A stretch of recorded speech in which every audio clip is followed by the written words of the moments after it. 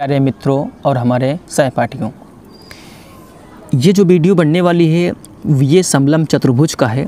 जैसे कि आपको हमने पहले बताया है, ये एनटीपीसी रेलवे ग्रुप डी अर्थात कंपटीशन के एग्ज़ाम में तो आता ही है। मेंसुरेशन का चैप्टर क्लास 8 से लेकर कंपटीशन तक ये पूछा जाने वाला बहुत ही ज़्यादा इंपॉर्टेंट क्वेश्चन है। तो आइए देर न करते हुए अपने टॉपिक पर आते हैं। देखिए यहाँ पर एक समलम चतुर्भुज है। कहा पहले की जो वीडियो बनाए हैं हम लोग उसको अवश्य देखिएगा। क्यों? क्योंकि रीज़न क्या है, इसके पहले के वीडियो हमने मेथड, उसका तरीका, उसके फार्मूले, हर चीज़ बताए हैं वहाँ पर। क्वेश्चन ये है, एक समलम चतुर्भुज जिसकी समांतर भुजाओं की लंबाई में जो अनुपात दिया गया है 5:3 का अनुपात हो, और कहा है कि समांतर भुजाओं के बीच की दूरी कितना 24 सेंटीमीटर। जो दूरी होती है वही क्या ऊंचाई बन जाती है। आपको पता है यदि समलम चतुर्भुज का क्षेत्रफल कितना है 480 वर्ग सेंटीमीटर हो तो समांतर भुजाओं की लंबाई में अंतर बताना है, यानी लंबाई में अंतर बताना है। जब आपको लंबाई पता चल जाएगी तो अंतर कर ही लेंगे।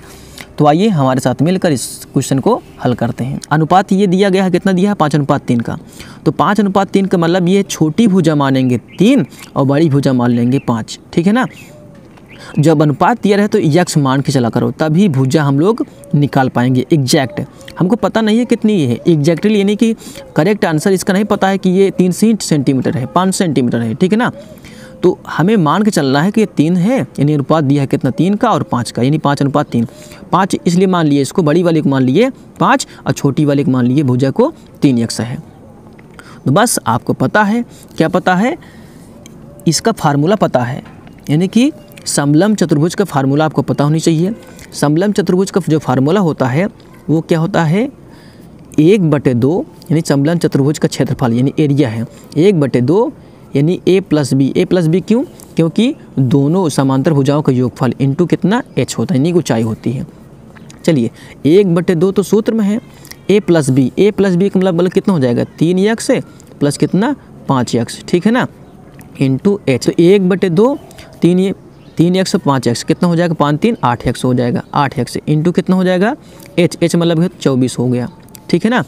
और ध्यान दो क्षेत्रफल भी दे रखा है। क्षेत्रफल कितना दिया है 480 दिया है, तो 480 हमने ऐसे लिख लिया 480। ठीक है, ये भी क्या हो गया आपका 480 हो गया। अब इसको हम लोग काट सकते हैं, है ना। देखो 480 बराबर कितना हो जाएगा, हम लोग इसको काटेंगे 2 का नाम 2 चौके कितना हो जाएगा 8 हो जाएगा। ठीक है ना। यहाँ 4 यक्स हुआ है। ठीक है, कितना हुआ है यहाँ 4 यक्स इंटू 24 हुआ है। और जान लो, और यहाँ पर आपको दिख रहा होगा साफ साफ कि यहाँ पर 24 है, यहाँ पर 48 है। 24 दूनी कितना 48 होता है ना। देखो 24 का नाम 24 दूनी कितना हो जाएगा 48, यानी 20 बचेगा। और यहाँ 4 का नाम 4 पंचे कितना हो जाएगा 20 हो जाएगा। यानी हमारे पास जो यक्स का वैल्यू आई, यक्स को जो मान आएगा वो आएगा 5 आएगा। तो बस हमने जो भुजा माना था, भुजा कितना माना था 3 यक्स और 5 यक्स माना था ना। तो बताओ, यानी यक्स बराबर कितना 5 आ गया, तो बस 3 यक्स पहली भुजा 3 यक्स थी और दूसरी भुजा कितनी थी 5 यक्स थी। तो यक्स का मान इसमें रखेंगे 3, यक्स का मान रखेंगे 3 गुणे कितना 5 हो जाएगा, इसमें रखेंगे 5 गुणे कितना हो जाएगा 5 हो जाएगा। तो 3 5 कितना हो जाएगा 15 और 5 में कितना हो जाएगा 25, यानी कि कितना हो जाएगा सेंटीमीटर में दिया था तो ये लिख देंगे सेमी, यानी कि 15 सेंटीमीटर और 25 सेंटीमीटर। अब क्वेश्चन में कहा गया था यही कि समांतर भुजाओं की लंबाई में अंतर बताना। अंतर मतलब क्या हो जाएगा, अंतर मतलब इन दोनों का अंतर मतलब कितना आएगा आपका, देखो 25 में से 15 चला जाएगा कितना 10 का अंतर होगा, यानी 10 सेंटीमीटर क्या हो गया अंतर निकला ना। तो क्वेश्चन में यही पूछा गया था ना कि अंतर कितना होगा, तो अंतर आपने निकाल लिया समलम चतुर्भुज का। आइए समलम चतुर्भुज का एक अगला नेक्स्ट क्वेश्चन लेने वाले हैं, देखते हैं हम लोग। देखिए समलम चतुर्भुज का अगला और नेक्स्ट क्वेश्चन आपके सामने आ गया हुआ है, ध्यान दीजिएगा इसको अच्छे से। देखिए क्वेश्चन क्या कहा जा रहा है, कहा यह जा रहा है कि एक समलम चतुर्भुज की समांतर भुजाएं क्रमशः कितना है 1.5 मीटर है और 2.5 मीटर है, लंबी है। ठीक है ना। तथा इन भुजाओं के बीच की लंबवत दूरी कितना दिया है 6.5 मीटर दिया है। इस चतुर्भुज का क्षेत्रफल कितना होगा। पहली बात तो आपको पता चल गया है कि ये क्या है, कौन सा चतुर्भुज है या समलंब चतुर्भुज है? तो समलंब चतुर्भुज कैसे बनता है आपको बना के बता दे रहे हैं। मान लीजिए एक भुजा ये है, एक भुजा ये है, इसके समांतर मान लीजिए कि कौन सी भुजा होगी। मान लीजिए अगर ए है, ये बी है, ये सी है, तो ये डी है। तो ए बी और सी डी क्या है? समांतर भुजाएं हैं। समांतर यानी समलंब चतुर्भुज का यही विशेषता है कि कोई एक जोड़ी भुजा समांतर होनी ही चाहिए। इस पर परपेंडिकुलर डालते हैं यहाँ से, तो ये समकोण बन जाएगा। ठीक है, इसको मोल देते हैं एच, यानी ऊंचाई बन जाती है। और यानी समांतर भुजा की लंबाई पहली बार दिया हुआ है कितना, यानी समलंब चतुर्भुज की समांतर भुजाएं कितना है, मान लेते हैं ये 1.5 सेंटीमीटर है और ये कितना है 2.5 सेंटीमीटर। ये जो होती है ए का मान होती है, ये मान लीजिए बी का मान होती है। ठीक है ना। और ऊंचाई कितना दिया है, ऊंचाई कितना दिया है 6.5 सेंटीमीटर। तो ऐसे हमने लिख लिया, सॉरी मीटर में दे दिया गया है, सब कुछ मीटर में है। ठीक है ना। तो समलंब चतुर्भुज का हम लोग क्षेत्रफल निकालना है। तो समलंब चतुर्भुज का क्षेत्रफल कैसे निकालेंगे? एरिया बराबर यानी समलंब चतुर्भुज का क्षेत्रफल बराबर 1/2 यानी कि दोनों भुजाओं का योग इंटू ऊंचाई करते हैं। यही करते हो आप। ठीक है ना। तो ध्यान दो 1/2 और एक चीज़ बता दें आपको, यानी क्षेत्रफल पूछा गया है तो 1/2 तो सूत्र में है a प्लस बी का मतलब कितना हो जाएगा 1.5 और 2.5 जुड़ जाएगा। ठीक है ना। तो हम लोग लिखेंगे कितना, लिखेंगे 1.5 प्लस कितना 2.5। ठीक है, इंटू एच मतलब कितना हो जाएगा 6.5। ये हो गया आपका। तो अब इसको ऐड करो। ठीक है ना। अब देखो 5 5 10 की जगह से लगे नहीं हो गया, 2 1 3 कितना हो जाएगा 4 हो गया, यानी 4.5 4.0 का मतलब होता 4 ही खेलना, इंटू कर कितना है 6.5 है ये। ठीक है ना। आइए अब इसको हम लोग काट सकते हैं, 2 का नाम 2, 2 दूनी 4, यहाँ 2 के लिए बच्चा है बस। अब देखो 6.5 गुणे कितना 2 कर लीजिए बस। अब 6.5 करोगे गुणा करोगे तो कितना हो जाएगा 2 5 6 10 के वहाँ से लगे ना एक, और 2 6 12 कितना हो जाएगा 13 हो जाएगा। 1 अंक बाद था, 1 अंक बाद था ना, तो 1 अंक बाद लगा दो। और क्षेत्रफल दिया है और यहाँ पर देखो मीटर में सब दिया है, तो इसका मतलब कितना हो जाएगा वर्ग मीटर, क्योंकि क्षेत्रफल का मात्रक होता है वर्ग मीटर।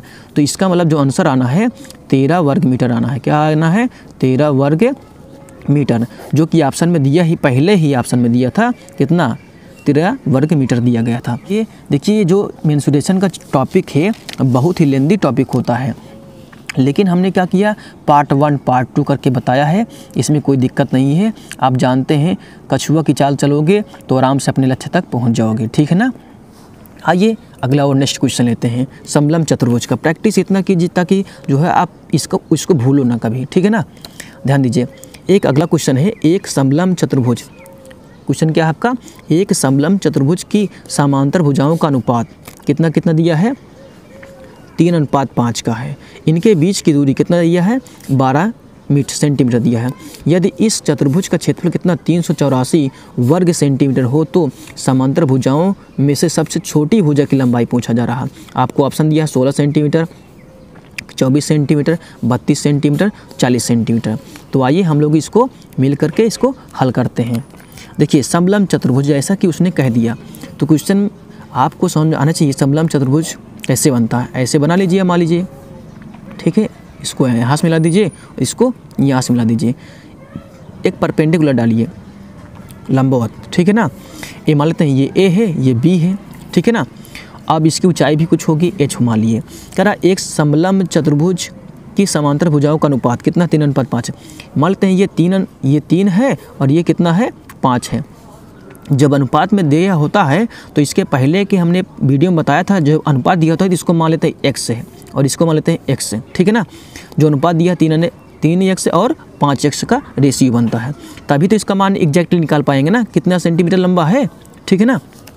चलिए अब आपको फार्मूला पता होनी चाहिए, क्या समलंब चतुर्भुज का फार्मूला पता होनी चाहिए। यानी कि क्षेत्रफल बराबर एरिया बराबर कितना हो जाएगा 1/2 a plus b into h होता है।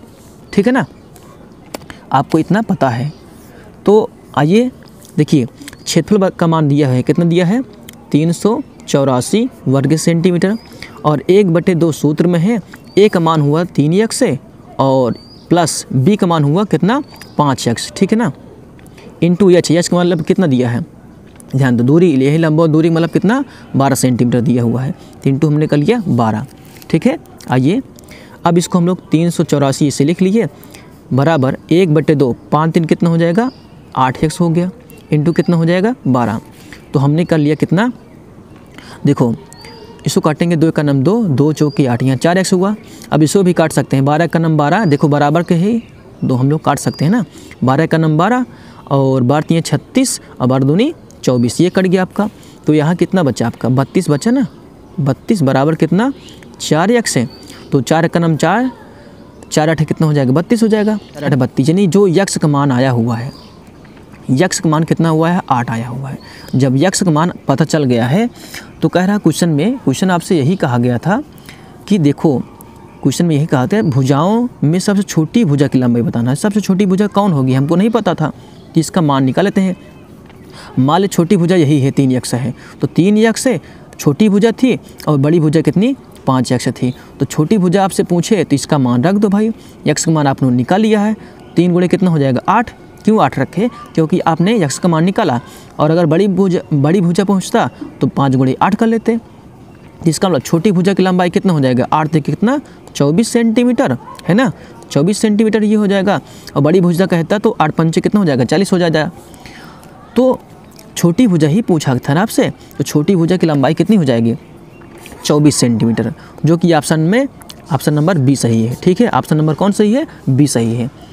प्यारे मित्रों, यह वीडियो हमारी कैसी लगी कमेंट बॉक्स में कमेंट करना मत भूलिएगा। और हाँ, समलम चतुर्भुज का कोई भी क्वेश्चन हो आपके पास, देखिए समलम चतुर्भुज का कोई भी क्वेश्चन, अगर आपको हमारी वीडियो ने पूरा देखा है तो कोई भी क्वेश्चन समलम चतुर्भुज यानी मेंसुरेशन का पार्ट 1 पार्ट 2 करके हमने बता दिया है। इसमें कोई प्रॉब्लम बनने वाली नहीं है, क्योंकि इसको हमने डीपली बता दिए हैं। तो NTPC वाले हो, चाहे रेलवे ग्रुप डी हो, चाहे क्लास 8th के विद्यार्थी हों, उन सब के लिए भी ये टॉपिक बहुत ही इम्पोर्टेंट था। ठीक है, तो आज ये फिनिश हो गया। आशा करते हैं कि आप कमेंट में ज़रूर कुछ लिखेंगे, अपने राय ज़रूर देंगे, फीडबैक ज़रूर देंगे। आज के लिए बस इतना ही, धन्यवाद।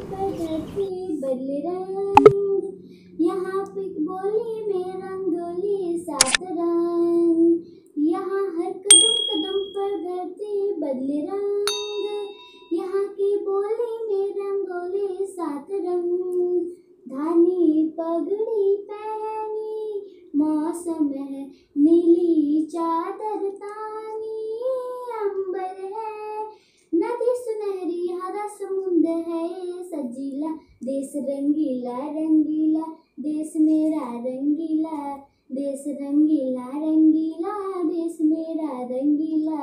वंदे मातरम वंदे मातरम वंदे मातरम वंदे मातरम।